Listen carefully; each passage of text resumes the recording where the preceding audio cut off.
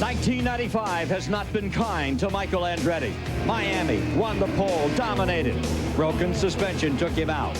Australia, another pole. He lost second gear, lost the lead, finally lost control. In Phoenix, his own team suffered a communications breakdown, allowing Robbie Gordon to pass for the win. Had no idea I was in the lead now. In Long Beach, over-aggressiveness bit him not once, but twice. Today, Michael's at home, Nazareth, PA, trying to break the 1995 jinx. CBS Sports presents live flag-to-flag coverage of the Bosch Sparkplug Grand Prix. This is an event that used to be held in the autumn, and now they've moved to the springtime, the same date as the old Trenton Championship car race. And they couldn't have a more spectacular, sparkling setting for what should be a great race. Hello everyone, Ken Squire. We're looking forward to a real barn burner here today. Consider that 4 drivers have already broken the old track record. Gordon's at 187 miles an hour for the pole, 2 miles an hour quicker than they've ever gone before. And 23 of the 27 starters are within 1 second of each other as we get down toward time to crank them up. Now, as you look over the season thus far, what a great PPG series this has been. Villeneuve, Tracy, Gordon, Unser in that last race at Long Beach, all winners. But here in Nazareth, there's only one person they're talking about. And earlier today, Mike Joy talked with that one. Michael Andretti, 3 pole positions. Twice you led the first lap of the race. You've dominated competition, but victory lane has eluded you. What will it take to change that today? Lead the last lap. Those are the ones we've been having a problem with. I don't know, today is just going to be, you know, keep your nose clean and be able to run in traffic. That's a big key here. Everything changes when you have 26 cars out on a racetrack on a track like this. And, you know, the guy that can get his car working behind the other cars is going to be the guy that wins the race. Here, is it a fine line between charging and keeping your nose clean?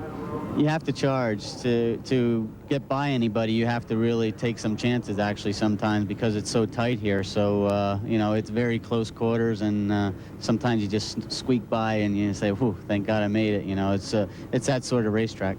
Well, Ken, the last time that Michael went to the 5th race of the season winless, he won that and the championship besides. Thanks, Mike. You know, Michael Andretti, his dad had said for years that when he retired, he wanted to be recalled as the most versatile. And indeed, Mario Andretti was, winning in Formula One, winning the Daytona 500, winning at Indy. And he's going to add another dimension today. We're really honored to have Mario alongside here on what is home base for the Andretti family. And when you think about Nazareth, Pennsylvania, you think about the late 60s, and you running that 1 1/8 dirt in those old Champ cars, that big right, had to have arms like Schwarzenegger to get through. Some different today than what we saw back there in 1969 when you were the champ here.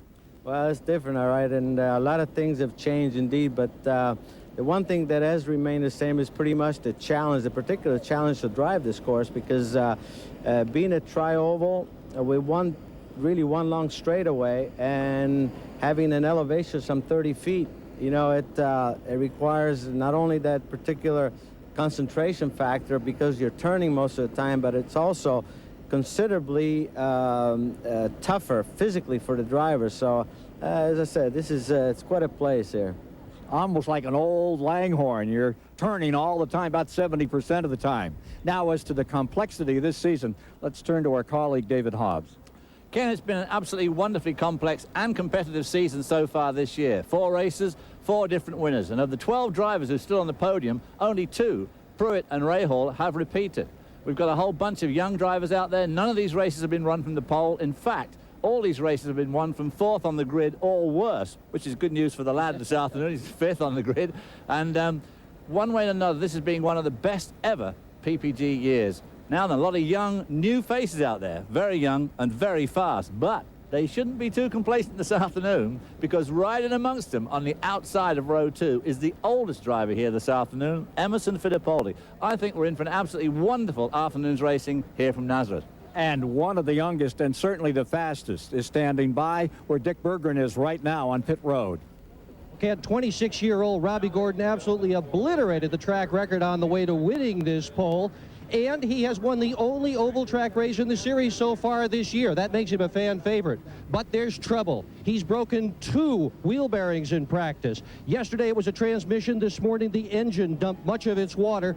And the question is, can this car hold up long enough for this young man to win his second oval track race? The command has just been given to fire the engines. 27 drivers getting ready for 200 miles of racing. CBS is thrilled to be back with PPG Series Indianapolis car racing. Stay with us for our flag-to-flag coverage on this day when the flag flies at half-mast in memory of Oklahoma City here at Nazareth.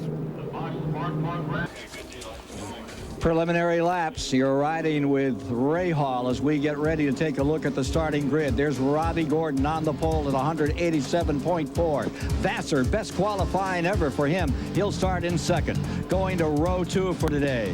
Villeneuve looking for win number 3 of his brilliant young career. And the 2-time F1 world champion Emerson Fittipaldi is right alongside. Going to row 3, and there you have Michael Andretti trying to repeat here on this track. And with him comes Ribeiro. Into row 4 for today. There's Bobby Rahal. 10 oval wins for him. He's looking for a good finish today. And Raul Boesel. Going to row 5. Fernandez is there. And Scott Pruitt. Pat Patrick car. In row 6 is Brian Herta and Gugelmin. For row 7, you have Sweden's Johansson. And from Chile, Salazar. In row 8, Paul Tracy and Teo Fabi.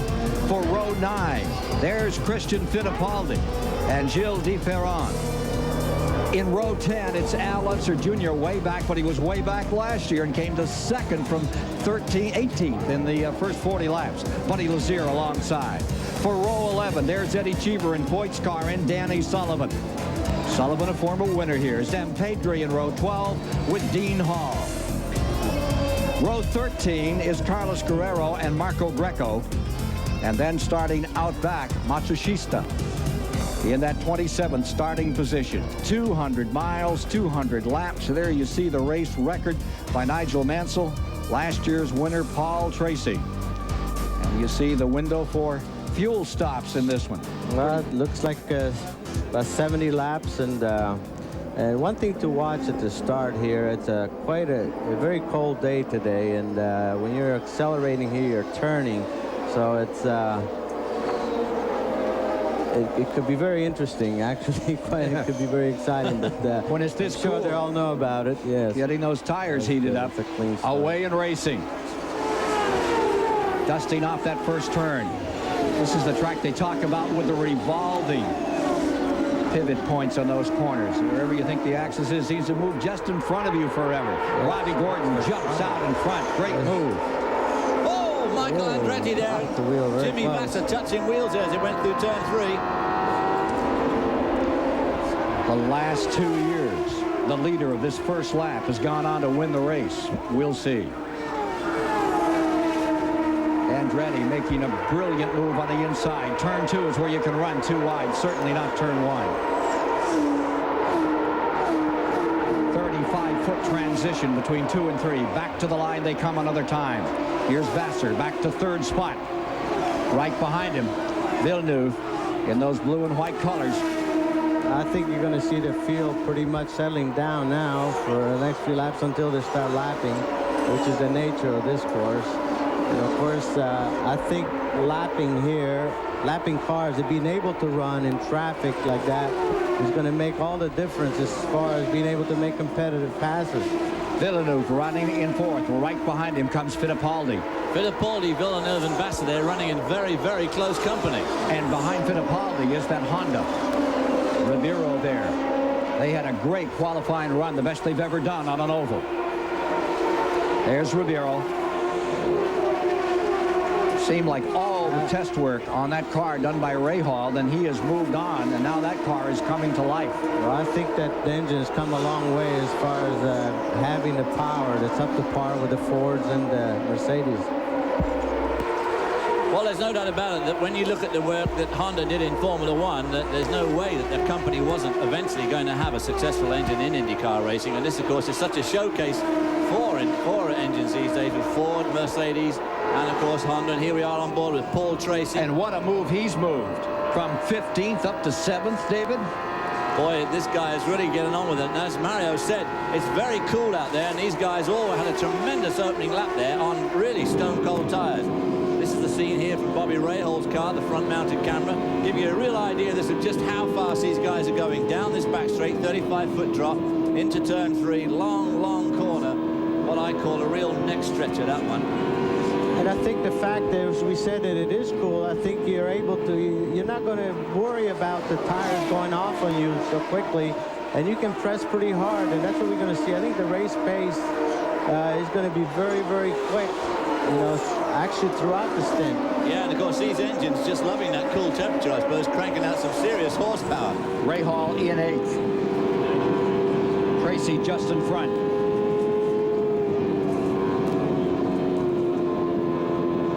Working lap 9, and you can really get the sense of downhill right there. That's right. Rahal, of course, being followed by Raoul Boesel, and of course these two guys are teammates, both driving for Rahal Hogan Racing Team. So Hogan himself, Carl Hogan, who I used to drive for, and Bobby Rahal being co-owners of those two cars. Pruitt back in 10th, rounds out the top 10. Gugelmin just outside in 11th. Bobby in 12th. Boesel going around his teammate. That breaks. I don't know about job security there. No, good point.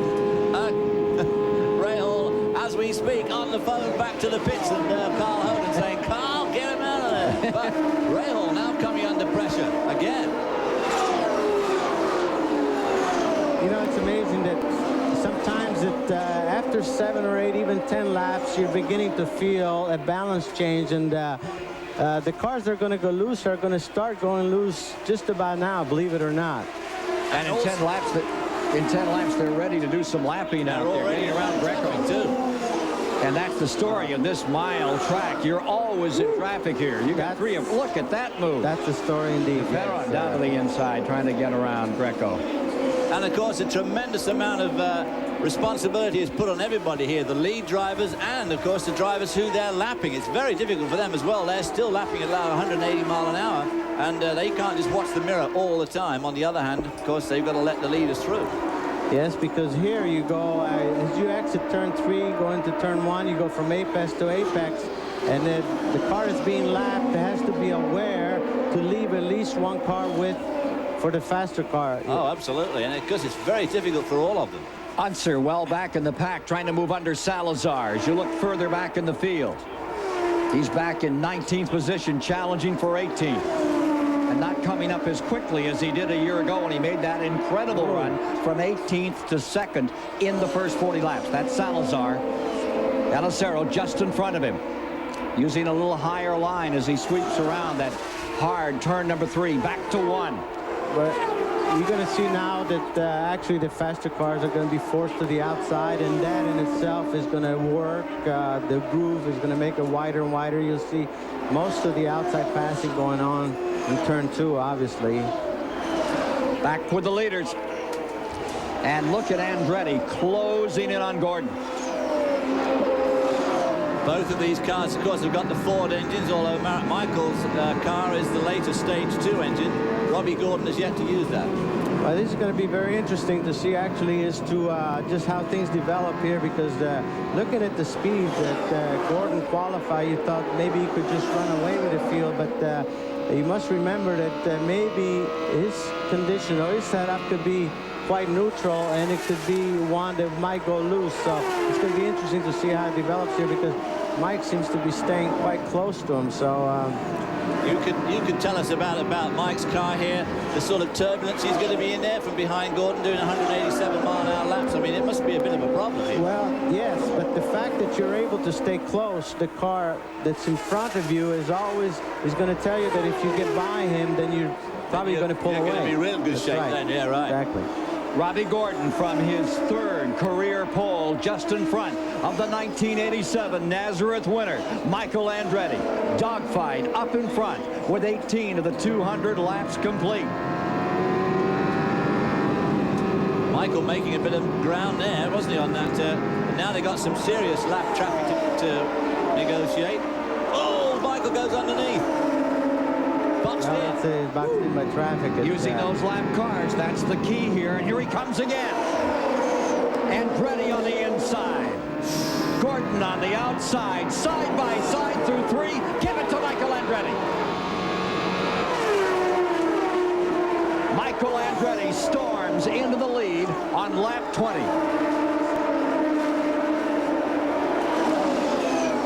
So it's Michael Andretti now in first and falling to second. Robbie Gordon. More from Nazareth in a moment.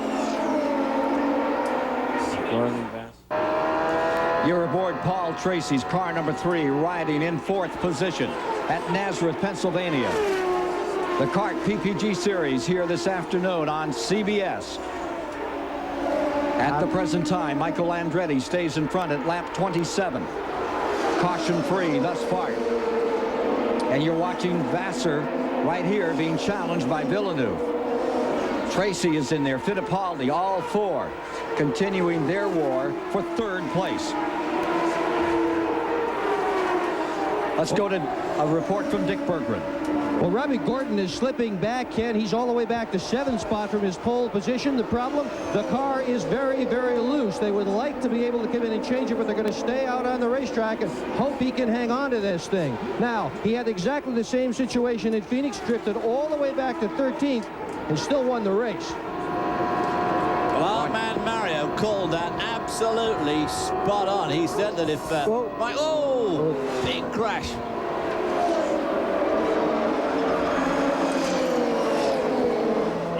First caution of the day. Vassar and Tracy got tangled up there. Yeah, it looks like Tracy. And here is Tracy coming in. Paul Tracy pulled himself up through the field into 4th, now sliding quickly back. Yeah, I think Tracy just cut in a warm-up lane. I don't know. Yeah, you can see that he's down for the day, yes. Chewed up bad.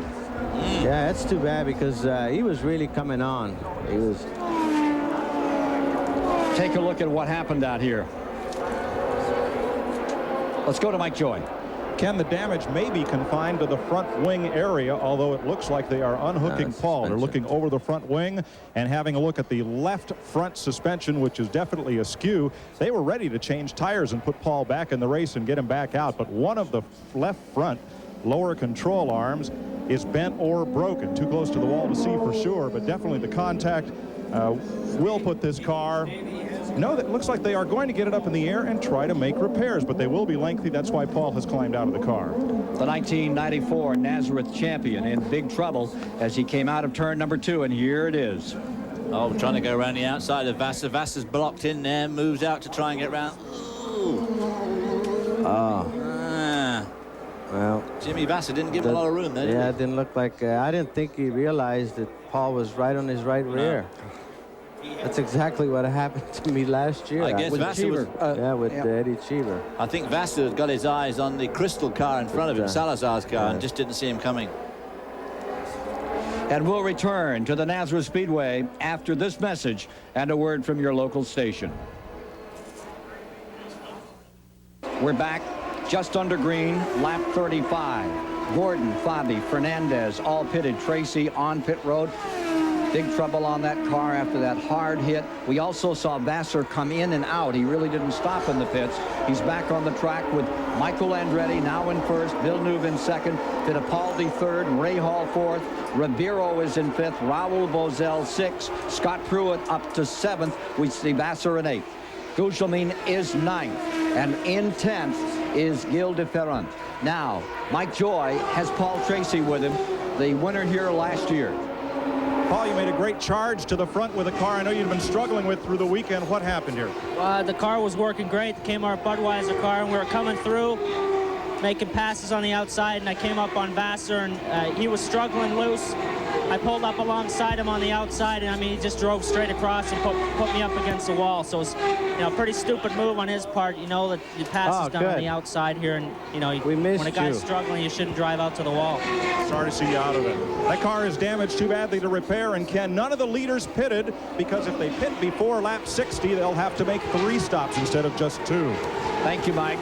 We did see that Vassar car go in, but not make a stop. Came right back and is effectively still in 8th place. That was one of those racing incidents that it's just so hard to avoid, especially on a track like this. Vassar, if he was struggling with a car that was loose, he was weaving his way through the traffic as well, and obviously didn't see Paul Tracy coming up on the outside. On the other hand, Tracy got to assume that he has seen him, and it's just one of those things that's going to happen. You just can't race at this sort of speed in this confined area without having that sort of yeah, the blind spot is always the right side, mainly because you have actually a pad to hold up your head, your helmet, and your vision. You have to really look at the right side mirror. So as I said, it's a bad thing. You know, obviously we all have to look and see what's happening, but got another car in trouble. That's Lazier's car, number 19. Wow, coming to a halt.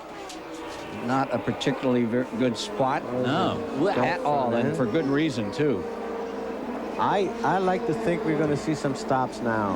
I really do. I mean, some pit stops because sticking your we're neck out halfway through. Watch this. At lap 41. Wow. Got up in the grey area, up into the dust and grit and the rolled up rubber. Oh, he got pushed up there to a certain extent. I think he was letting people through. And that's one of the things that happens to you when you try to be a nice guy and you get yourself offline and drag yourself into the wall. Very unfortunate for Buddy Lazier. Dale Coyne and Walter Payton's car. Well, looks like all the leaders opted to stay out again, and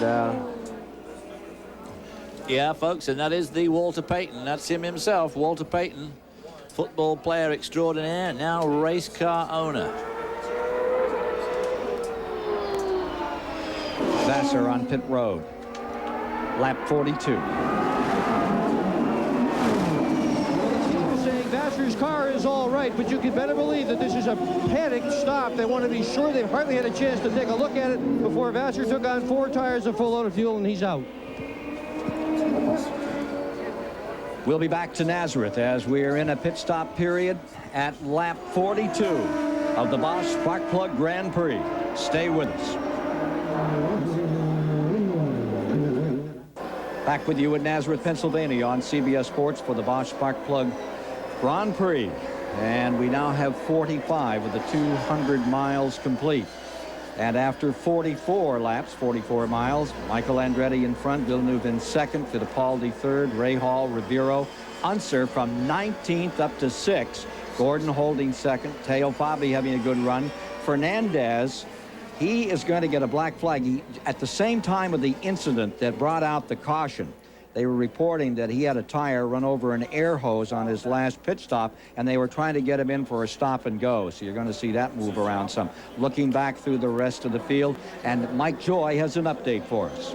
Raul Boesel come in, and his teammate Bobby Rahal also wanted to come in. Bobby wanted to get a little less front wing, but he is having trouble with his fuel meter and telemetry. The team says we're going to have to go and calculate fuel mileage like in the old days. Again, what this caution will do will extend the 70 laps they had anticipated running on green before making that first stop. This will certainly be only a 2-stop race for the leaders, and Bobby Rahal won here once by going 92 laps, including a lot of caution, on 1 tank of fuel. So somebody may gamble. Indeed. Now, you're watching from Rahal. Take a look again at this incident. You see Salazar well up in the Dick Simon car. And that Salazar pushed Lazier up, or Lazier got pushed up there, got into the grey stuff, at which point he'd lose all grip and took the car into the wall. Very unfortunate. Lap 47, we're back under green. In the first lap pitting, Rougelmin was in, De Ferron, Christian Fittipaldi and Johansson. Then Pruitt, Boesel, Vassar, Herta, Cheever, and Guerrero came in that second lap. We're back to racing. Green condition after the second caution of the day. Here's Robbie Gordon almost 3 abreast at one point. So Marco Greco there. He got his car back. As you see that bodywork flapping, that not nearly as much from the bodywork as from our camera. But it gives you some idea, a little more idea, of how much of a pounding you take on this mile track, pulling about 4.3 Gs every time you hit one of these corners. Well, you can see his head bobbing around in there, which gives you an idea of what the driver's going through, and also see that real space-age helmet he's got. That's right. I think that's something that's very, very interesting, because the helmet becomes part of an aerodynamic piece on these cars anymore. This allows for the air to flow better to the rear wing. And believe it or not, it makes a big difference not only from an effective standpoint, but also from the fact that the better the air flows, the less buffeting the driver has. Take a look at Scott Pruitt here. Going with it. Al Jr. right there. So Firestone versus Goodyear deal that's heating up for Indianapolis this year. Hey, Actually, Firestone has done a tremendous amount of testing here, and that I think probably I'm sure they feel they're probably as good a shape as they hope to be coming into this race. And Scott Pruitt proved that he was extremely competitive, very, very quick. And the unfortunate part is the accident relegated him to the spare car. And you never know whether you can get the spare car right up to snuff, you know, with the limited time that we've had.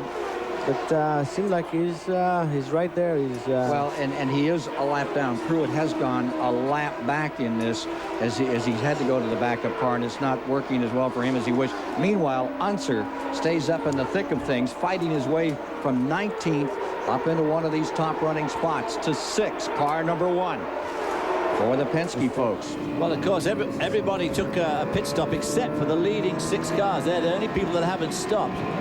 Which is probably one of the reasons why they are a lap up on Scott. As we on board again with Michael. Wow, getting really close to the wall there. Michael Andretti really looks like he has his backup for this one, Mario. Yeah, he has actually, he's being pressed pretty hard, and he has a bunch of traffic there. That usually tells a story here. You know. Villeneuve right behind Michael Andretti as they go into that turns 2 and 3 complex, and a bunch of traffic in front of them, which they're going to be overhauling before this lap is out. And Villeneuve goes to the outside. Yes. Oh, but now he's boxed in, but he gets through. Actually, I've been watching Villeneuve during practice, and I'll tell you, you could tell that he was really making tremendous progress on his chassis because he was very consistent with his lap times, and it's showing right now that he has a good race setup. And there's Michael dropping back to 3rd. Yeah. Michael's car, could it be going off a bit? Well, no question. At this point, you know, 57 laps, you know, yeah, the tires obviously, I would say he's loose again, you know, that's really the problem. Herta there running right over the grass to give these guys rooms as they went by him. Rahal stays 4th, Ribeiro 5th. Al Unser 6th, Fabi 7th, Johansson up to 8th, Christian Fittipaldi up to 9th, Robbie Gordon 10th. The story here is that I'm really surprised that the leading contenders did not stop when it was at least halfway through the stint. They're going to have to in a minute. You could tell that you know, their tires are off, and obviously some are coping with it better than others. But well, we've got an interesting thing here. We've got the youngest driver in the field. Villeneuve is leading the oldest driver in the field, who's 2nd, Emerson Fittipaldi, at the moment. An update from Mike Joy. Michael Andretti reports the car is loose, Ken, and just that and more. So the traffic is what has kept him from holding on to that lead. But other than fighting the loose condition, he says the car's okay. Working lap 61, Mike, and we're riding with Michael Andretti right now back in 3rd spot. Trying to challenge is Bobby Rahal. Well, what you'll probably see is the cars that have pitted with fresher tires, even though they have a heavier load of fuel, but they'll still, you'll probably see them coming.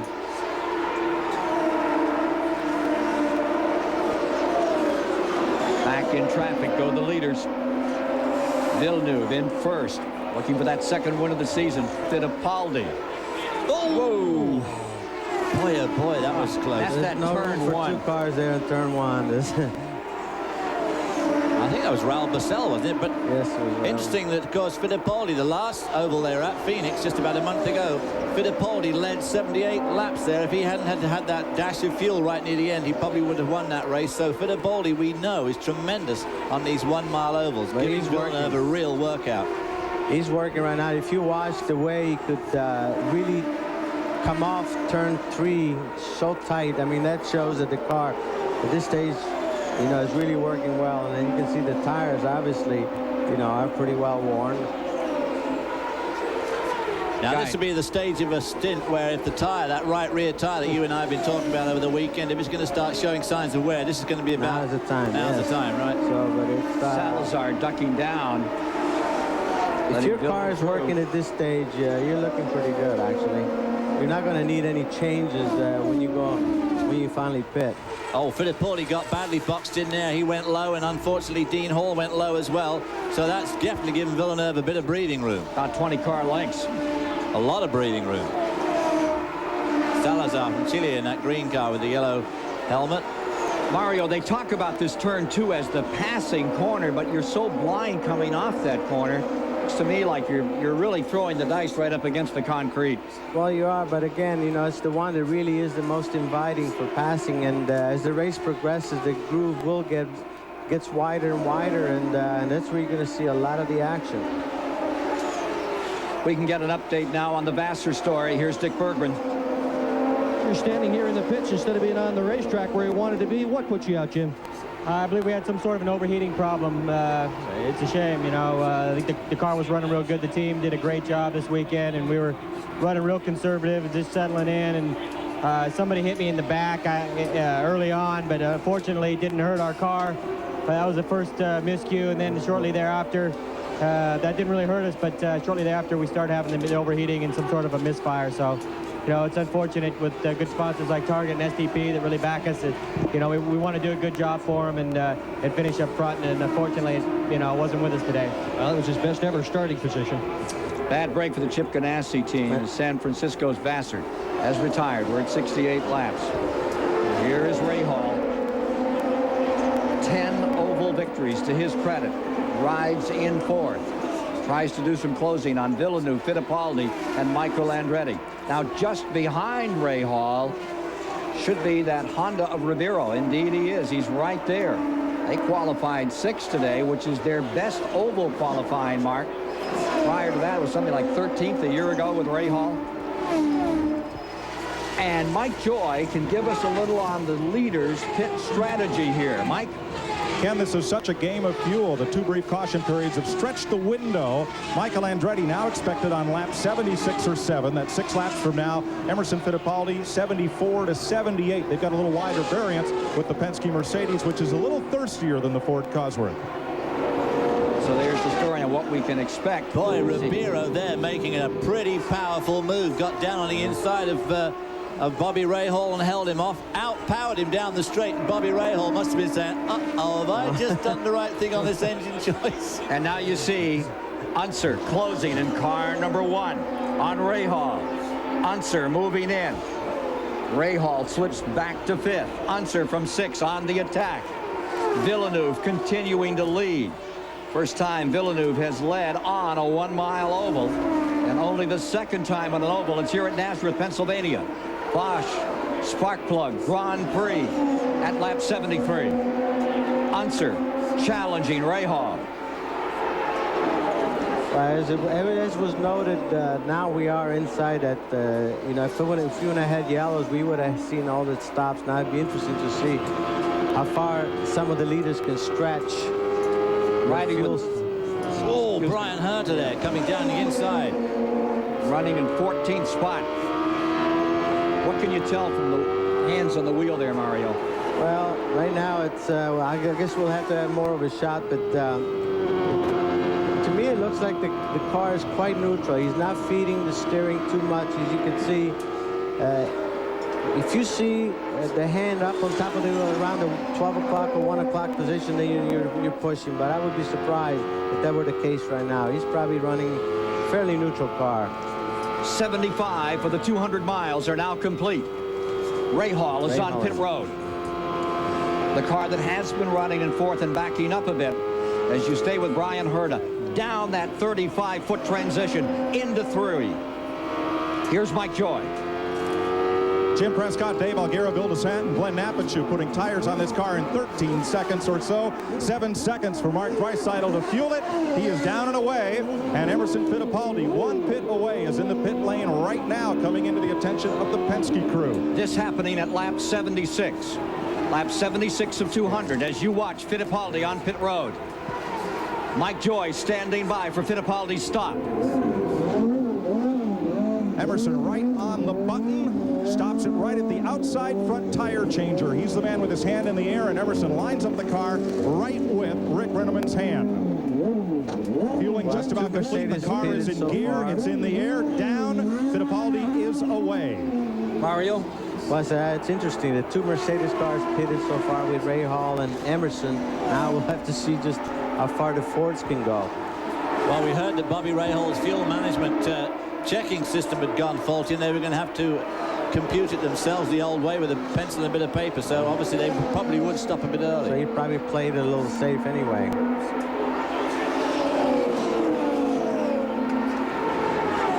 They say that Villeneuve will come in on lap 90, Mario. So as you watch this youngster from the province of Quebec continuing to dominate here, we'll be back in a moment at Nazareth. At lap 84, Michael Andretti, who had come to third during this period of pit stops, making a transition on the leaderboard. There you take a look at the leaderboard now with Villeneuve in first, Ribeiro in second, Fabi third.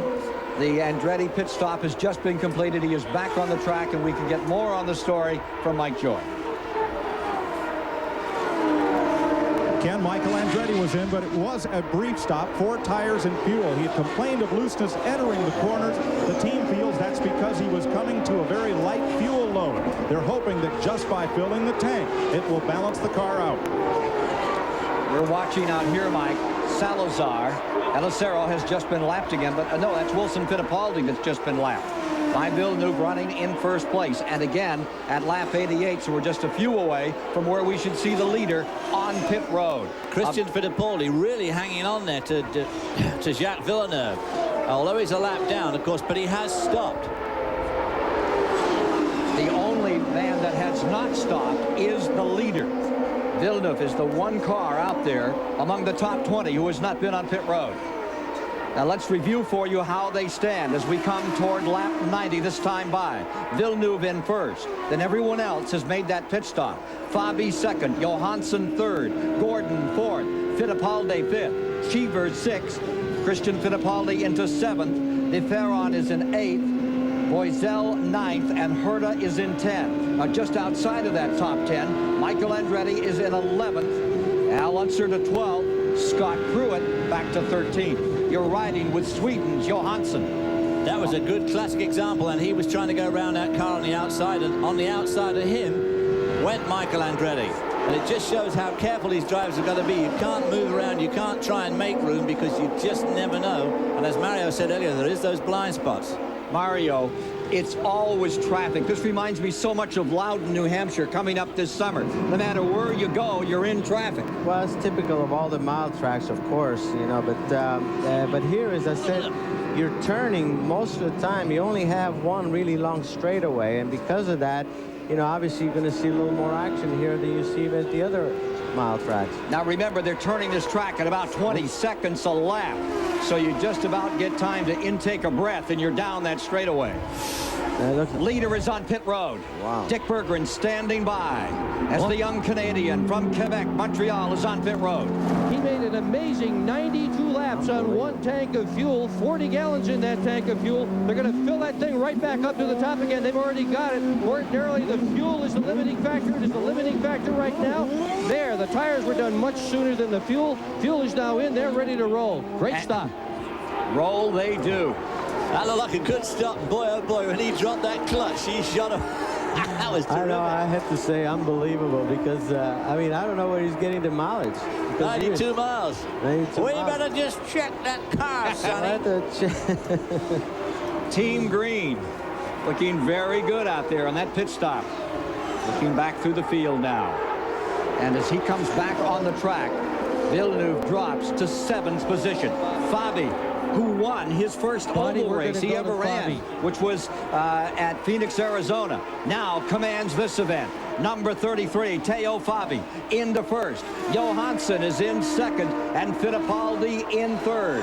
Italy, Sweden, and Brazil, 1, 2, 3. Gordon just outside in fourth. That international team battle among the countries really heating up here at Nazareth today, Mario. Yeah, there's no question. I mean, this is really a truly international field, and well, like I said, just like golf. I guess it's and it's beautiful to see. Actually, there's quite a mix.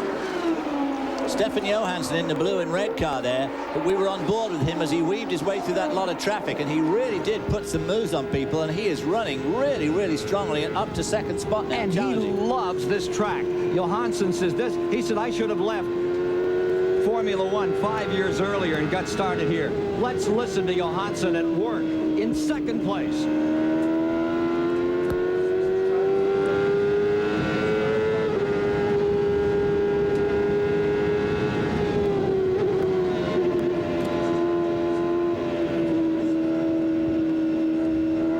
Traffic looms.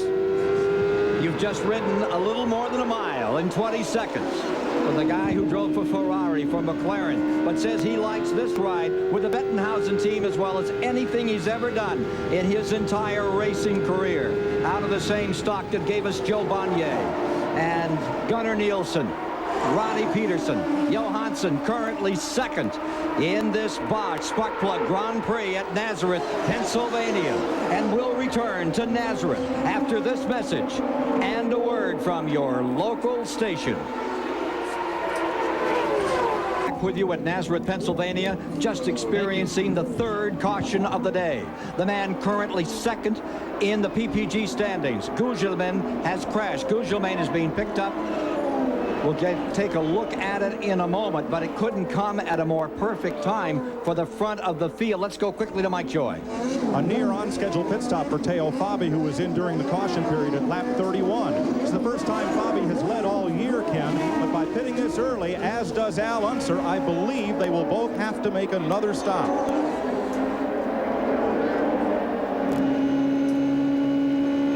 Here's Johansson back on the course. Again, we are experiencing the third caution as Gugelmin crashed, bringing out the flag. But that's what we have. We have a field that's pretty mixed up, actually, because of the two cautions earlier, and some that pitted, some that didn't. And now it's going to be, it's called a play of when and if the next caution comes out, because, I mean, it could play either way.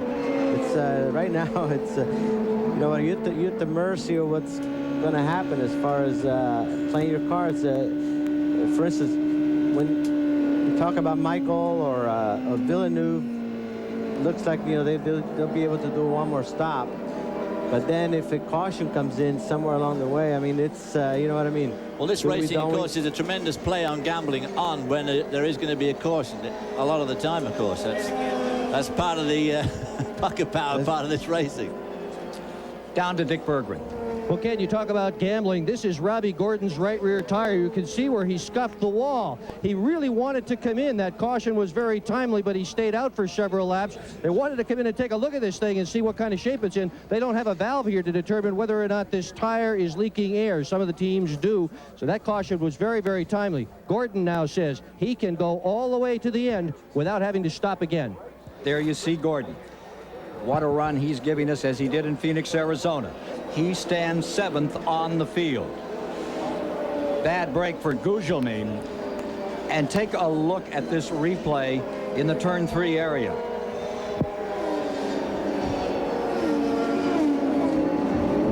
Wow.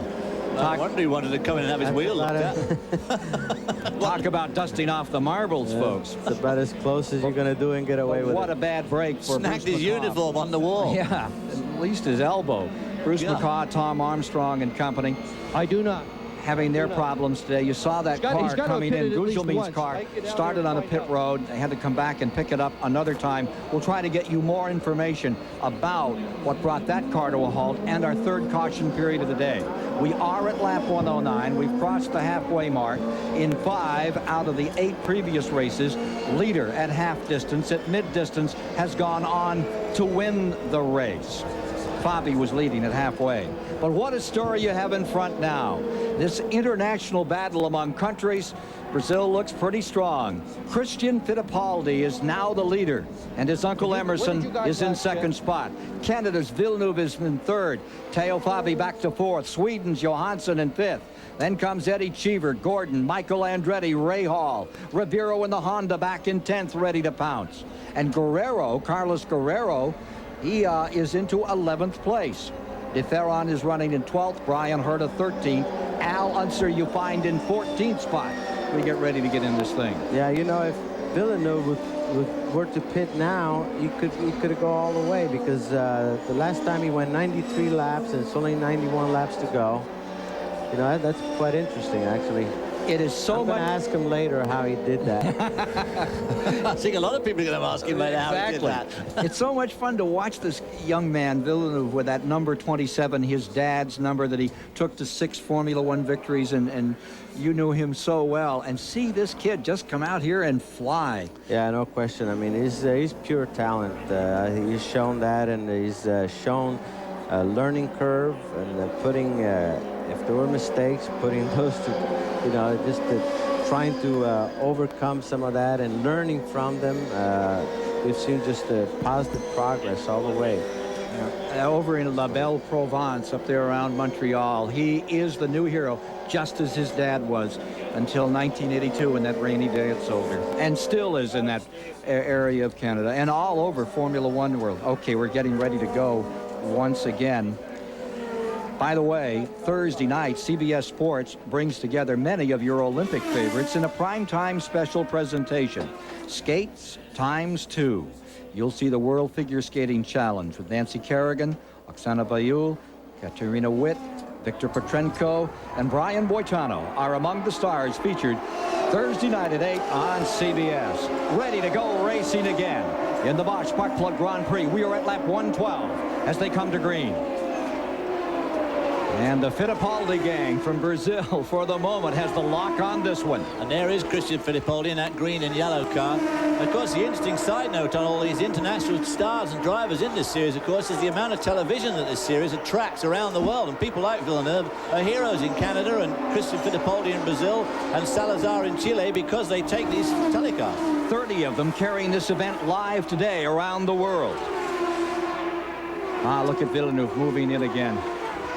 On the outside in turn 2. Yeah, he's really working. Place Mario like to work. Yeah, there, right in front of him is Scott Pruitt in the 20 car. He must be down a lap. Bad news for Gordon. Black flag. Brought in, ran over an air hose.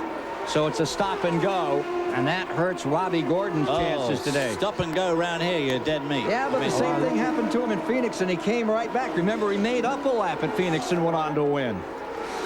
He's exciting to watch. So many young new... Hey, Mario, how does it make you feel to think that Unser Jr. and Michael Andretti are now veterans out here?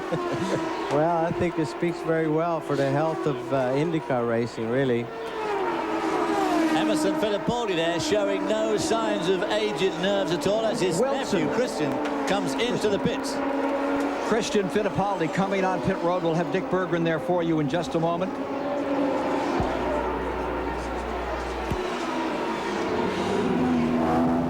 Dick Berggren. Well, the problem is fuel, Ken Squire. They last pitted on lap 41. They had just told their driver, Fittipaldi, to lean it out. There's an adjustment on the dashboard that can lean the engine out. They had hoped to stretch it a lot further than this. It didn't work. Fittipaldi, running out of gas, had to make this pit stop. Away at 13.5. Don't know why he didn't pit during the yellow, actually. You know, you don't get any points for leading the race here, so that really hurts. Because when you pit during the green on a mile track, I mean, you go down a lap automatically. Mario, that shot, when you see them come out of 2, you just don't get the sense of speed that you get when you're sitting here in Nazareth, PA. How quick are you in that area of the track? That's true. I mean, it's, you know, you're coming off that corner at least 160 miles an hour, you know, and that's on race conditions. So, yeah, it's well, of course, this whole racetrack, I mean, if you drive around it or look at it, and then you saw the qualifying time, 187, I thought there'd been a misprint, you know, I'm thinking 187. We can get more on the Gugelmin story, and here is Mike Joy. Ken, when Mauricio spun the car, he touched nothing. Only flat spot of the tires, came in, got 4 more, went back out under caution.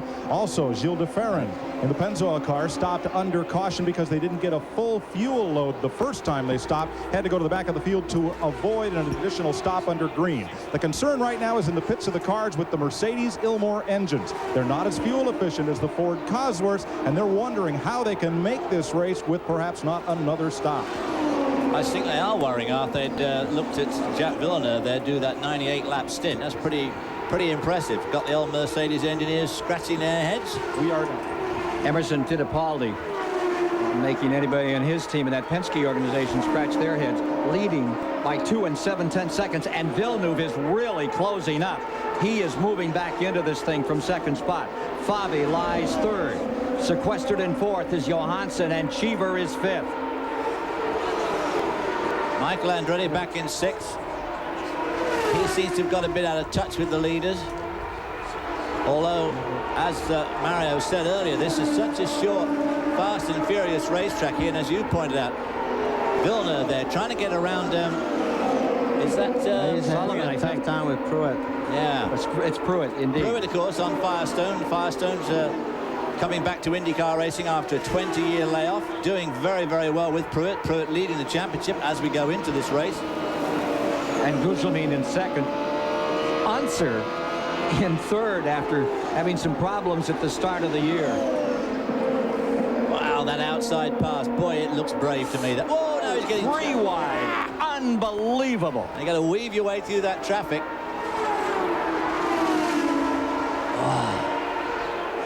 Tremendous judgment called on here from everybody. The lapper and the lappee. Make you wish you were still out there, Andretti? Oh, yeah. I think it make him glad he's in here. Oh, not Mario. Hope we get to see you in some sports car races real soon. Back out there. Well, I'm keeping that one open, obviously. And that interval between first and second has widened out again. When he was caught up in that traffic, he lost several seconds. So Fittipaldi lies first, Villeneuve second, Fabi third, Johansson fourth, Eddie Cheever in fifth, Michael Andretti in sixth. Bosch Sparkplug Grand Prix, Nazareth, PA.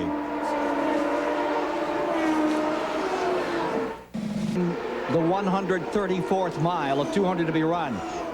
And a battle for third developing. Teo Fabi in the red and white car, number 33 there. But the story is Eddie Cheever from 21st up to 4th. Remember that Cheever was 4th at Long Beach. Remember, this is one of his best tracks. 4 times in a row, the top 10 until last year when he had that shunt with Mario down here in turn number 3.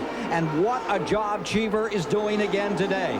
He's closing in on Fabi, and what a race we're having back here in third as Emerson Fittipaldi continues to lead. Villeneuve is in second. Let's go to Dick Berggren with more on this story of the battle for third place.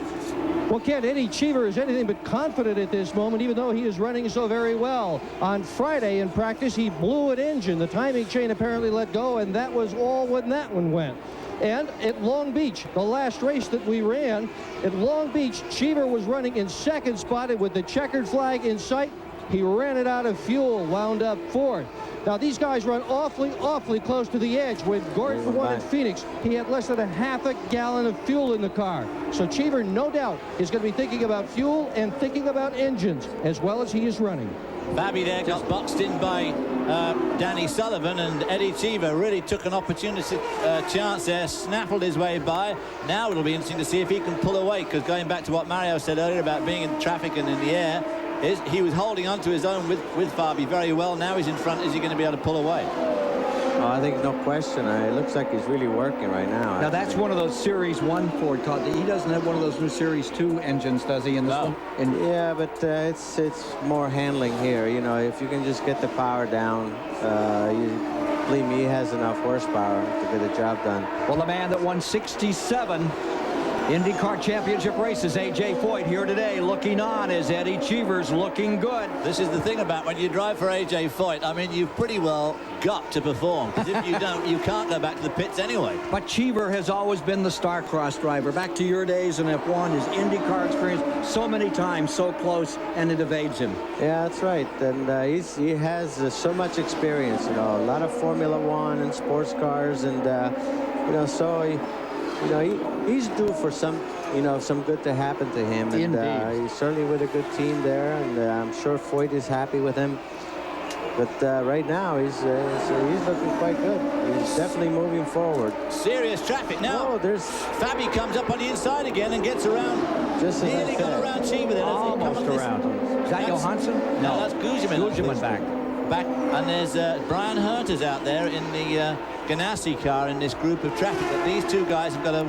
Here we are on board with Brian Herter now. And right behind him is Cheever. But Herter, of course, is in his own battle with Gordon and Ribeiro.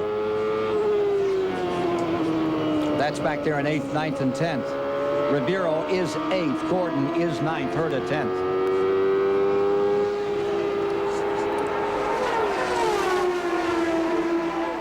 Tell you what, Nazareth may not be the most accessible to airports. It may not have the 4-lane highways. But if you really want to see some pretty exciting tight racing, if you're not here today, hey, that Loudon, New Hampshire, Milwaukee coming up, of course. That was one you loved. Yeah, there's no question. All these mile ovals, I mean, if you get the car working on these mile ovals, I tell you, at the end of the day, you just smiles all over, because there's no more satisfaction to be able to pass on the outside and just, you know, just banzai here and there. Oh, it's just terrific racing to watch, of course, weaving in and out of this constant traffic. Dropping back to the leader here. There you see Emerson Fittipaldi. His lead, it was running 7th. Puts wheels there with Bazell. Smoke coming off both those. And he really stepped out, and you could see the car squirrely for a moment. He was running from 7 down and being challenged by Villeneuve up to 5 3/10 of a second, the interval, and that's going to cost him dearly. Down to 4.3 as Villeneuve continues to get back in the picture for the lead. And Emerson Fittipaldi is still going to get past Raul Basel now, too. Now, Fittipaldi had Phoenix covered, Murray. It was his until that splash of gas at the end. I wonder if fate's got him again here today. Well, I don't know, but no question, though. You can see that right now they found the setup again, you know, when it comes to the race itself. The way he's slicing through traffic, you know, shows the car right there. Just the way he comes off the turn 3 always tells you that you really got something under you. Yeah. And he's been doing that all day, actually. Mike can tell us more about this car, too. Team manager Chuck Sprague has talked to Emo on the radio. They are ready for his pit stop, which must come before lap 160. I think they're planning about 152 or 153, but the contact will not hasten the pit stop. The car is undamaged. Interval sprints back to a 5 6/10 seconds. You say there's a little trouble with the fin on the front of Well, his fin touched Raul Basel's left rear wheel, which is what caused the smoke. Now Emo's going to get round his nephew. Christian, he's going underneath, and as you'll see on that right fin, see that big black mark at the front?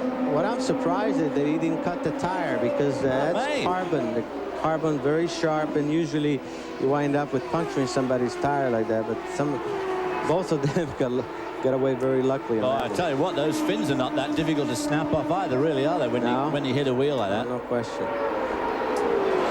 Going under Carlos Guerrero. Looking for Villeneuve in second spot. And there he is. And right behind him is Ribeiro. And he's having his own battle with Gordon and Herta, 8th, 9th, and 10th. Villeneuve now on a mission, but he's getting caught up in traffic, and that last move cost him a little. He fell almost 3/4 of a second back, 6.1 seconds. Let's take a look at Cheever. Watch for Cheever coming off the second turn here. Number 14, the black A.J. Foyt car. Eddie Cheever up to 3rd. There he is. Yeah, he's running strong right now, I tell you. He's a man on a mission. Well, you see Johansson in there, too, is it not? Right there with him. 4th place. Stefan Johansson has caught him up significantly in that last clutch of traffic that they've been working their way through. It's certainly played into Stefan's hands, and now he's right behind Eddie Cheever, duking it out for 3rd spot. Yes. Mike Joy. It'll be a routine pit stop for Fittipaldi. A bit of brake smoke from the front of the car as they replace the 4 Goodyear tires. John Whiteman is fueling, and it's Steve Tradeup who is watching the sight glass on the overflow. They're out. He's away. The 1989 and 90 champion Emerson Fittipaldi away and back on it. Take a look at that tap once again. He's trying to put a lap on Bazell, and they just snagged there. And Bazell car there, look at the way it's snaking around there. I bet that got the old heart jumped right up into the throat.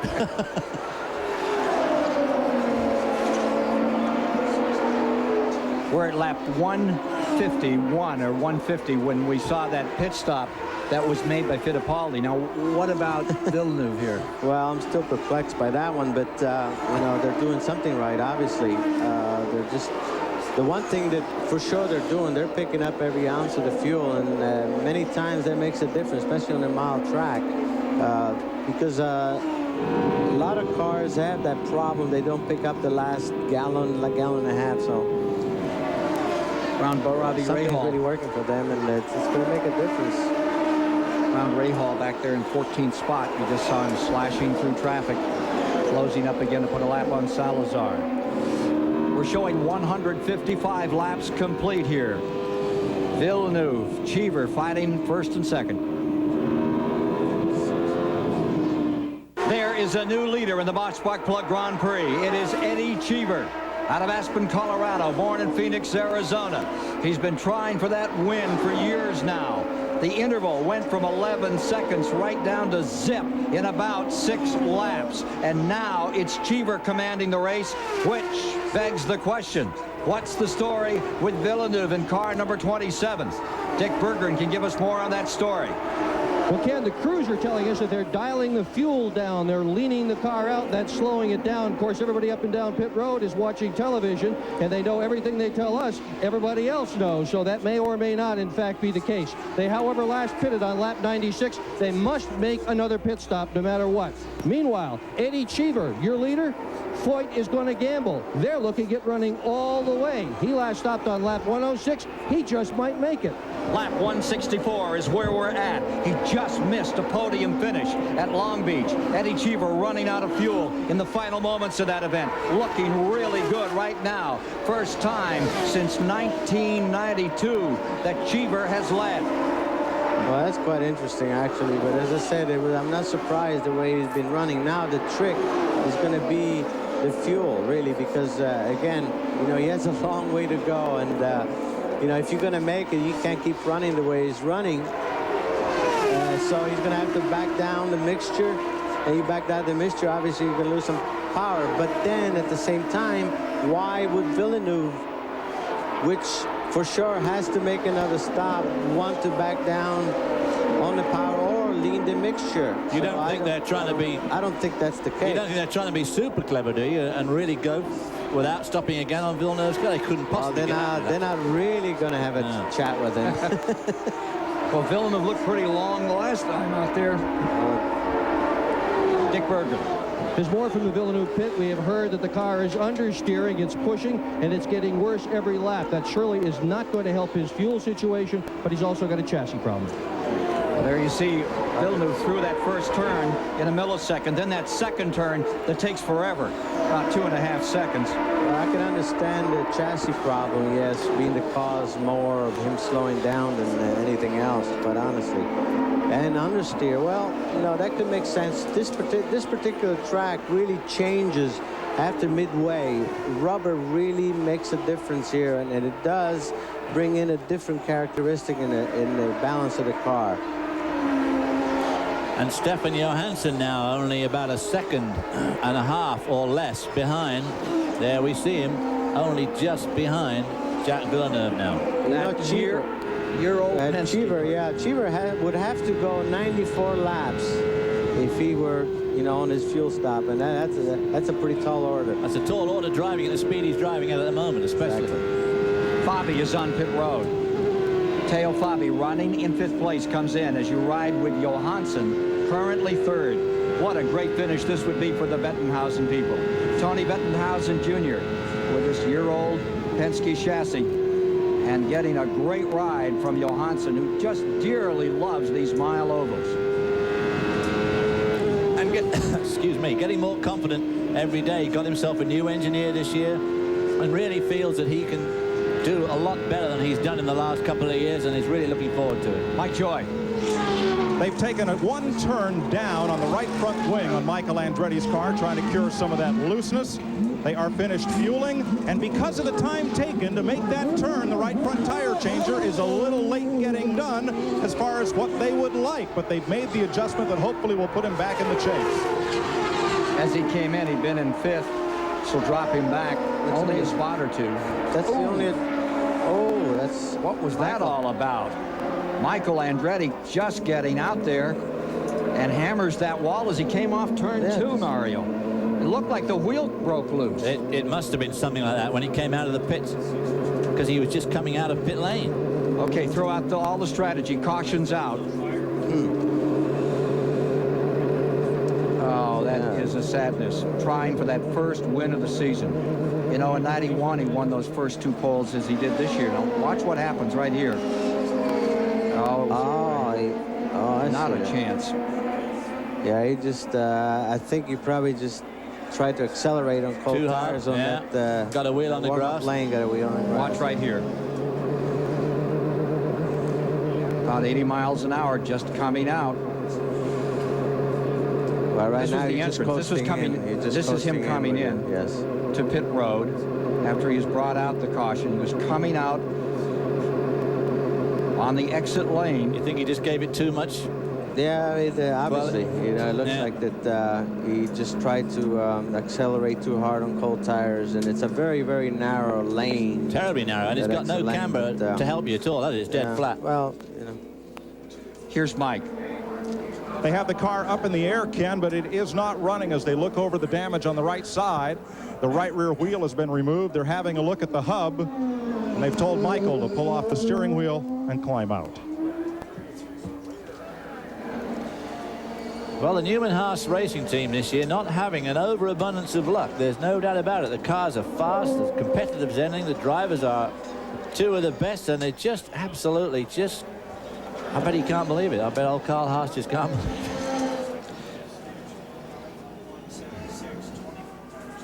Let's take a look at that last pit stop.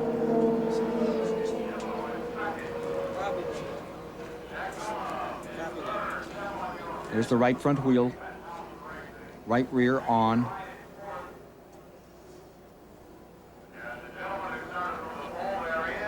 Clearing away. Now watch this right here. Ooh. Oh, that's it. See, it was never on. That's why he went off. Right. Oh, yeah, sure. It was on that top, was of, it was on top of the pegs, wasn't it? Yeah, it was not his fault. It was on top of the pegs. Oh, wasn't it? No. It was never registered into the... Yeah. So Michael Andretti waits another day on this one. That's got to be frustrating. Yeah. So here we were almost blaming him, you know, but the fact that the right front wheel was never put on. Dick Berggren. Well, behind me, A.J. Foyt and his team can have been looking over their computers. They're still having conversation about what to do, but right now, so far, the decision seems to be that yellow was exactly what they needed. They're going to give it a try. We're at 177, Dick.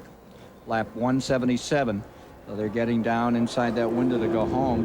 Well, what that's about fuel it. You know, consumption actually, here? on the, if you do it right during the yellow like this, you can get upwards of 7 miles to the gallon. You know, so you can really milk it. Yeah. You know, during these yellow laps. So. Michael Andretti driving a patient race, coming back up through, and then a little bit of a miscue here. What happened? I guess they dropped the jack a little early, and they sent me away, and the right front tire wasn't tightened, and I was going out of pits, and the thing just went straight off the track, and luckily I didn't hit the wall head on. I almost did, and it just caught, and I spun a little bit, and it hit the right rear, and it bent it. How was the car today? A bit of a handful, actually. It was good in the beginning, then it went away, especially in traffic. It just wasn't as good as we'd like in traffic, and you know, a couple other guys were definitely better than us. And also, we were just catching the yellows all wrong. Yellow would come out every time I was in turn 3, and I was never able to take advantage of them. Well, instead of you, I've had to have your dad in my ear all day. Do you have any advice for him on his new career here in broadcasting? Well, I hope he had more fun than me today. I think he did. Sorry to see you out of it. Take a look at the pit stop another time here, Mario, as he comes in. Yeah, but the pit stop, everything was quite normal, really. Just as you can see, the change. Actually, the way it looked, there looked like he put more wing on the right front. And you can see, if you watch the right front, once he exits, you'll see sparks where the wheel actually was never really in the pegs. Right there. See that? See, the right front wheel was ready to come off, and of course, you know, that was not his fault. So, misfortune bites Michael Andretti again on this 95 season. Hope it's better for him at Indy. Christian Fittipaldi going very slowly down. Well, this would help here again. This would help Cheever tremendously if you get the prolonged yellow, because if Christian is going to be towed in, you know, every lap that you get now, get 7 miles to go. Yeah, I would, if I was AJ, I would pay a lot of money for any of these caution laps. I think he's running up and down pit road. Yeah. Anyway, we've got 20 miles left to go, 180 laps complete. We are in the 4th caution period of the day. 4 cars are on the lead lap. Eddie Cheever stays first, Fittipaldi second, Villeneuve third, Johansson in 4th. They are in the lead lap. Just back of them, Gordon in 5th, Boisel in 6th, DeFerran in 7th, Rahal is 8th, Fabi is 9th, Fernandez 10th, Ribeiro 11th, Scott Pruitt up to 12th, and Christian Fittipaldi was 13th as we saw him coming in.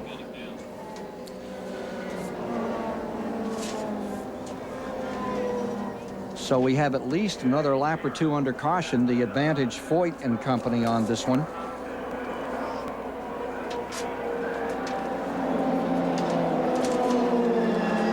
Scott Pruitt, there you see him giving a good effort again today. Lost the #1 car in the second. He is in 12th position. One of the really great stories of 95, the successful union of Firestone, Pat Patrick, and Scott Pruitt together, joining forces and getting well done. Firestone, once the dominant tire. Pat Patrick, one of the founding fathers of IndyCar racing. And Scott Pruitt, 89 Indy 500 rookie star, was a man with a future. But the spotlight faded. Firestone in 74, Patrick in 91 withdrew from racing. Scott Pruitt's testing crash in 90 nearly ended his life. For all, it's been a long, hard road back. Firestone Tires and Patrick now look to Pruitt to pilot their comeback. The reason he hired me was because he felt I had unfinished business in IndyCar racing. And for me to be involved with this whole operation, it's been a dream come true. Can this dream lead to a championship? We're just doing our own little deal here. You know, we're finishing up at the front, we're running strong, we're running hard every race. And I think if that keeps happening, you'll see us right there at the front at the end of the year. This is my greatest opportunity ever in motorsports, period. Yeah, I still believe this is my year.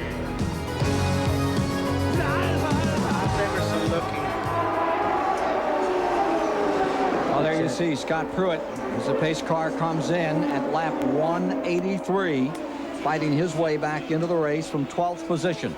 Up in front, it is Cheever.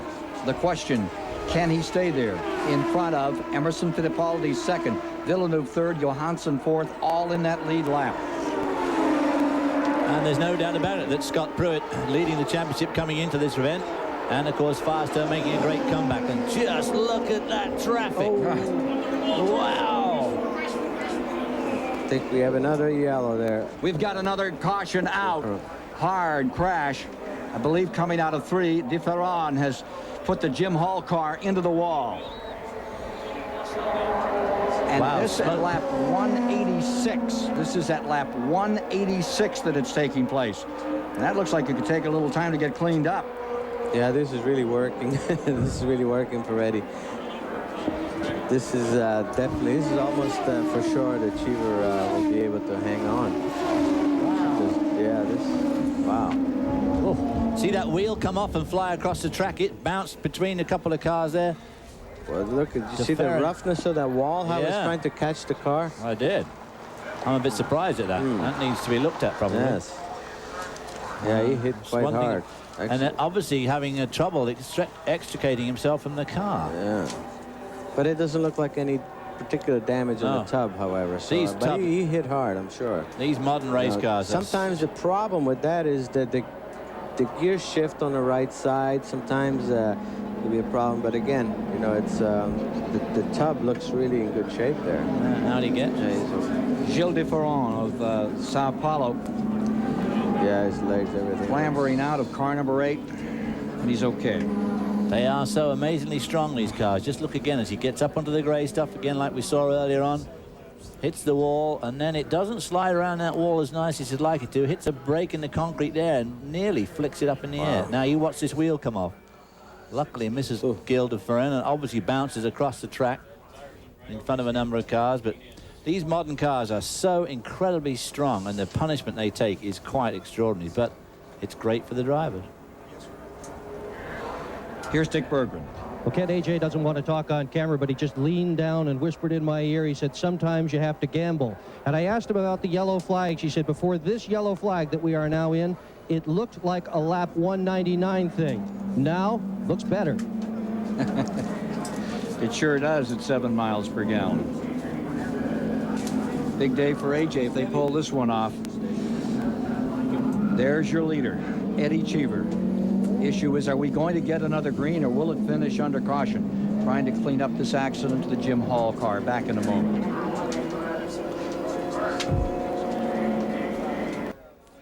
Coming up next on CBS, final round coverage of the Kmart Greensboro Open from Forest Oaks Country Club in Greensboro, North Carolina. Stay with us for all of that action next year on CBS.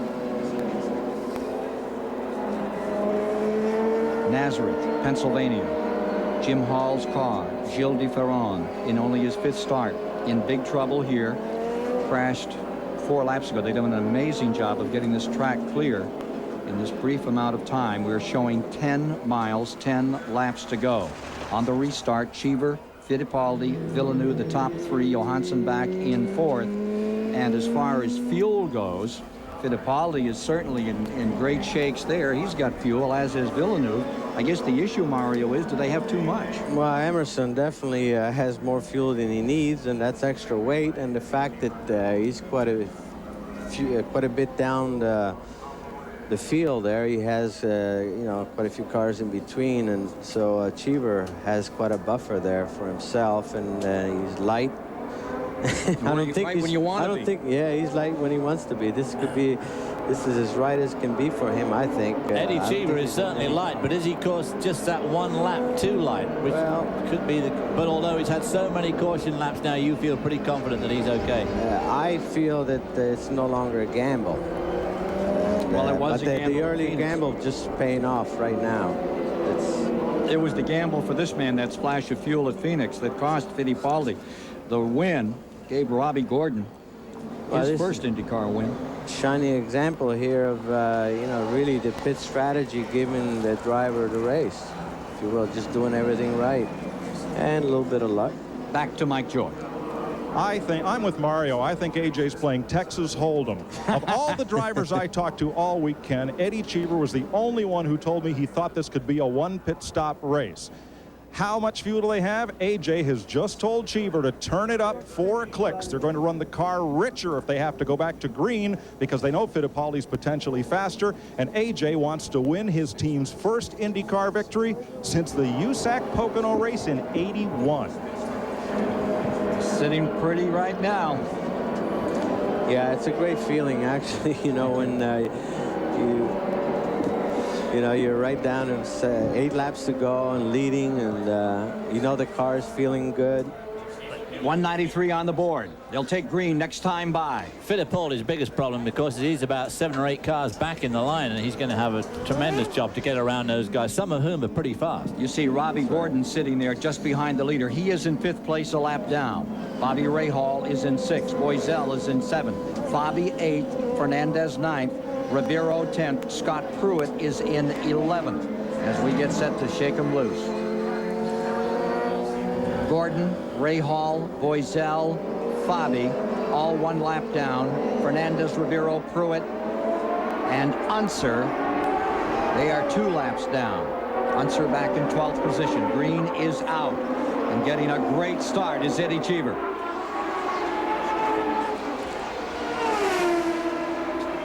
Robbie Gordon trying to get his lap back. Good time to let him go, too. I was just going to say, if I was Eddie Cheever, I think I'd be letting him go just right about now. I would do, absolutely. Let him go. The last thing you want to do is touch wheels with him with about 2 laps to go. Indeed. And he'll mix it up. Eddie Cheever, who celebrated his best day back in Formula One on U.S. soil. Whoa, whoa, whoa, whoa, whoa. Look at that. Oh. He took second in Detroit for Ligier, now looking for a win finally in something. And he doesn't want to let him go. That was a good move. Sure, they're telling him, let that one through. And now there are less than 5 miles to go. Yeah, he can afford to really play it pretty cool right now. Cheever stays first. Here you see Fittipaldi in second and Villeneuve moving in. I think right now we have a battle for second, really. With Villeneuve is the guy who's obviously trying to snag that second place away from Emerson Fittipaldi. But again, they're coming to heavy traffic too, and it's going to be difficult. They're 2 7/10 of a second down as Villeneuve slashes to the inside. Tries to get himself some room under Fittipaldi. Villeneuve has some new vigor in him after that pit stop. Caution, yes. Old Lions and young Lions right here. Cheever stays well in front. And now the 197 marker is on the board. A.J. Foyt. Wow, and they're coming up on lap traffic there. That's Cheever going back. Eddie Cheever is not going to make the distance. Fittipaldi's going to first. Villeneuve into second. Cheever sliding back at 198. Oh, wow. Do you believe it? And it's a battle for the lead. 2 laps to go, 1 lap to go. Getting down to the final moment. This is it, like Phoenix, but even closer. Fittipaldi in front, Villeneuve in second. Closing ground. Wow. Coming down, checkers are out. Give it to Fittipaldi. Emerson's 22nd IndyCar win is another surprise as Cheever runs out of fuel 1.5 miles from home. We'll be back to meet the winner as Eddie Cheever crawls to a halt at Nazareth.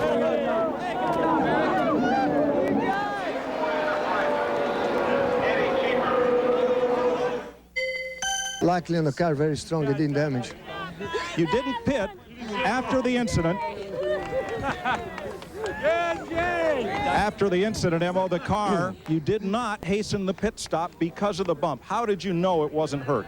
Well, because I could feel in straight line, the car was straight. It's great. Congratulations. Thank you very much. Thank you. To Dick Berggren. Dick Berggren. Well, Jacques Villeneuve, just a couple of weeks ago, you celebrated your 24th birthday, and here you are with a strong second-place finish. How close were you on fuel mileage in that first run? Fuel was never a problem. The first run, we ran it to its limit and just stopped when we were out of fuel. But we didn't need to stop before because the tires were still good. The car was still handling beautifully, and we could run strong. We had more problems with the second set of tires. My player's Reinhardt at that point had a lot of understeer because of the less stagger, and at the same time I picked up oversteer toward the middle of the run, so it was a little bit more difficult to do consistently quick laps at that time. Then after the second pit stop on the third set of tires, the car was really, really strong, and I could push ammo. Ken Squire? PPG Series in great shape with young men like that one right there. Eddie Cheever walks away today. We'll try to get a word with him in just a moment. Top 5, Emerson Fittipaldi, Jack Nolan. Football can be... Well, there's the celebration scene for Emerson Fittipaldi. And here's the scene of what it looked like for A.J. Foyt with the realization that it had evaded him another time. Mike Joy Eddie, is with Eddie Cheever. You and AJ played a game of high-stakes poker and came up a card short, but boy, it had to feel good to be at least a mile from victory here. Well, I had 4 aces in my hand, and right at the last minute, that ace turned into a 2. My computer said I had 4.5 gallons on board, which was more than enough. I had ample room. I think something must have gone wrong inside of the tank, and I knew I was in trouble after the second lap on the restart. I came out of the top corner, and the car stuttered, and that was it. But that happens. The car ran very well today. We've had to start back in the field right from the beginning of the year because we didn't have that much time to test and prepare for it. We've always been pretty strong on Sunday. It was the best result we've had, and we deserved to win, but that's easy to say. We didn't deserve to win because we didn't have enough fuel in at the end. You were the one driver all week who told me you thought you could run a one pit stop race, so I know that you guys were thinking about this from the go. It's possible here. There's so much traffic that if you can actually run with the traffic and not use up so much fuel, you can do that. But the car ran very, very well. There's probably something wrong inside of the fuel tank, but it's a pity. But we'll find out what it was. And we lost Last weekend or 2 weeks ago in Long Beach, we lost the second place because of that. So I think we're going to have a look inside of that and see what it was. But stuff happens. A great job by Eddie Cheever as he stands here 1 gallon and about 100 feet from victory lane. Final standings in today's Bosch Spark Plug 200 from Nazareth, Pennsylvania. Emerson Fittipaldi recording his 22nd IndyCar victory for Roger Penske, his 93rd Team Penske win. Jacques Villeneuve looking great. Johansson, Gordon. As you look further back in the field, Scott Pruitt came up to 8th at the finish. You see Ribeiro with a Honda getting 11th as they prepare for Indy. Danny Sullivan with the next in the 18th position. Al Unser Jr. just didn't click like he did last year when he came roaring up through the field. And there are the remainder of the starters as to how they concluded their day. Let's go to Dick Berggren, standing by with a guy who had an incredibly good performance. Stefan Johansson's with Dick Berggren. He did indeed, and after 4 races this year, you failed to finish 3. This third must seem awfully good. Yeah, it is. I mean, this is a great finish for us. You know, we've had a little bit of a rough start to the season. We've been running fairly strong every race, but for some reason, something's always gone wrong, so it's very satisfying. So many people were bouncing off other cars today. Did you have any of that? Not really, no. I had a pretty uneventful race, really, in that respect. I had a small tank slapper here one lap where I got, you know, in bad turbulence, but, you know, overall, I really had a pretty good car all day. Tank slapper finishes 3rd today. So we'll be back to take a look at the standings, look at the nation standings, the manufacturers. There you see the manufacturer standings right there. Ford Cosworth at 92 to Mercedes-Benz in 2nd. All right, ladies and gentlemen. At Nazareth, Pennsylvania, let's take a look at the standings through Event 5. Pruitt stays in 1st. Villeneuve in 2nd. Ray Hall moves to 3rd, tied with Gugelmin, dropping back a spot. Emerson Fittipaldi to 5th. Al Unser falls to 6th spot in those PPG standings after an incredible day here on this 1-mile track. Robbie Gordon, Tracy looking back through the field. Now take a look at the Nations Cup. U.S. in front of Brazil, 82-72. Big move by Brazil with Emerson back in 1st place. And speaking of Brazilians, another word from Mike Joy.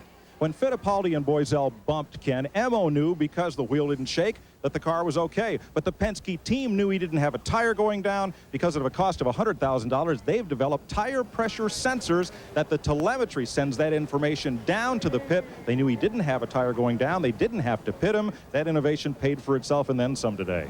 Sure did.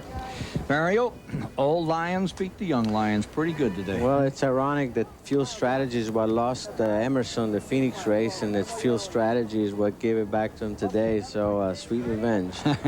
David, what did you think of this one? Well, that complex season goes on. 5 races, 5 winners now. The young against the old, as I said at the beginning of the show. Watch out for Emo. Pulled it off again, but Jacques Villeneuve is obviously a man to watch. And the Newman-Haas run of desperately bad luck or bad something just keeps on going. So, Johansson with a great finish for Tony Bettenhausen. Going to see more of him. Big season upcoming. And if the PPG Series is coming to your part of the world, Indianapolis, Milwaukee, Loudon, New Hampshire, plan to be there to enjoy all the excitement of these beautiful cars, these great drivers running at their limit. Right on the edge is the story here. And as we saw in today's race, Mario, in races like this on mile tracks, you can't see better racing. Yeah, it's phenomenal action. Emerson Fittipaldi reigns supreme in the Bosch Sparkplug Grand Prix today at Nazareth, Pennsylvania. Villeneuve, the new star from Canada, is 2nd. Sweden's Johansson stands 3rd on the podium. So for David Hobbs, Mario Andretti, Mike Joy, and Dick Berggren, Ken Squire saying so long from the Nazareth Speedway in Pennsylvania, where Emerson Fittipaldi has won the '95 Bosch Sparkplug Grand Prix. Coming up next, be sure to join CBS Sports for live final round coverage of the Kmart Greater Greensboro Open.